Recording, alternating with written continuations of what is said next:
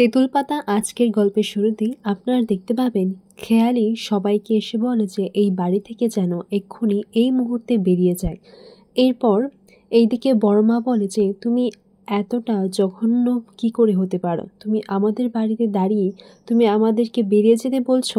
এরপর এদিকে রানা বলে, শোনো খেয়ালি, তুমি এক্ষুনি এই বাড়ি থেকে চুপচাপ বেরিয়ে পড়ো, নইলে কিন্তু ঘাড় ধাক্কা দিয়ে আমি কিন্তু তোমাকে এখান থেকে বের করে দেব।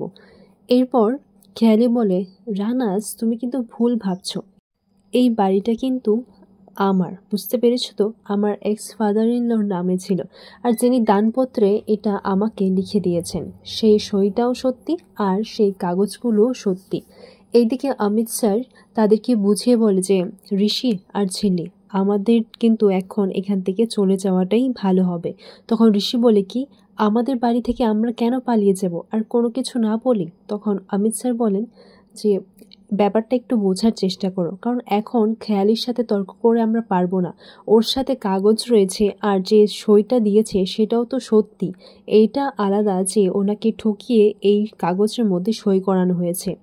এইদিকে ঝিল্লি গিয়ে সব কিছু প্যাক করে নিচ্ছিল, তখন ঋষি এসে বলে, এই অন্যায়টা আমরা কেন মেনে নেব, আর যেই সইটা করেছে সেই সইয়ের জন্য আমরা আমাদের বাড়ি ছেড়ে চলে যাব। কিন্তু হ্যাঁ, মা কি করে এই কথাটা বলল আমি তো বুঝতেই পারছি না।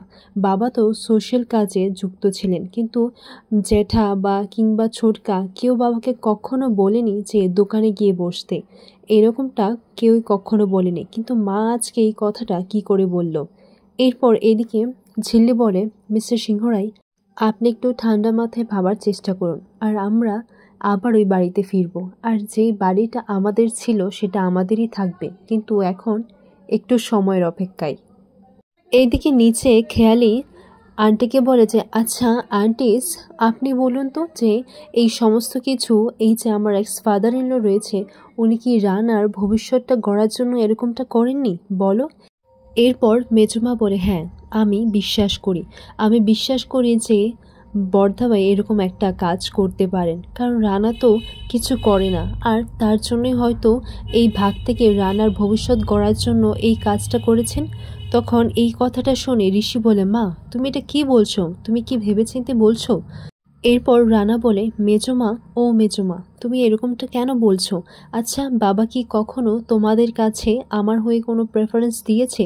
আমি যখনই বাবার কাছে কিছু চাইলাম, কোনো ভালো কিছু, বাবা কিন্তু সবার জন্য নিয়ে এসেছে, শুধুমাত্র আমার জন্য নয়। তখন এইদিকে খেয়ালি বলে, এই সমস্ত কিছু ড্রামা না এখন বন্ধ করুন, আর আধ ঘন্টা তো সময় দিয়েছিলাম, কিন্তু এখন আপনারা এখান থেকে বেরিয়ে যান। এরপর এইদিকে সিরিয়াল পিসিকে বলে এখানে থেকে যেতে, তখন সিরিয়াল পিসি বলে যে না, আমার বাড়ির লোকেরা যেখানে থাকবে আমি সেখানেই থাকবো। তখন খেয়ালি একটা ঝাঁটা আর কুলো নিয়ে এসে বলে যে যখন আমি এই বাড়ি থেকে চলে যাচ্ছিলাম তখন তোমরা বলেছিলে যে অলক্ষ্মী বিদায় হয়েছে, এখন আমি তোমাদেরকে তাড়িয়ে অলক্ষ্মী বিদায় করছি। এইদিকে সবাই চলে যাচ্ছে, আর তখন ঝিল্লি সিরিয়াল পিসিকে বলে, তুমি আর তুতুল এখানে থেকে যাও, কারণ এখানে থাকলে খেয়ালির উপর নজর রাখতে পারবে, আর ও কখন কি করছে সেই খবরটাও আমরা পাবো। এরপর ঝিল্লি ঋষিকে বলে, মিস্টার সিংহরাই আমরা এই বাড়িতে আবারও ফিরবো, আর ঝিল্লি এটা খেয়ালিকে প্রমিস করে যায়, বলে যে এটা ঝিল্লি প্রমিস। আচ্ছা মিস্টার সিংহরাই, আপনি এই লড়াই থাকবেন তো আমার পাশে? তখন ঋষি বলে, হ্যাঁ আমি তোমার পাশে থাকবো এই লড়াই, কারণ আমারও অনেক কিছু হিসেব বোঝার বাকি আছে আমার মায়ের কাছ থেকে।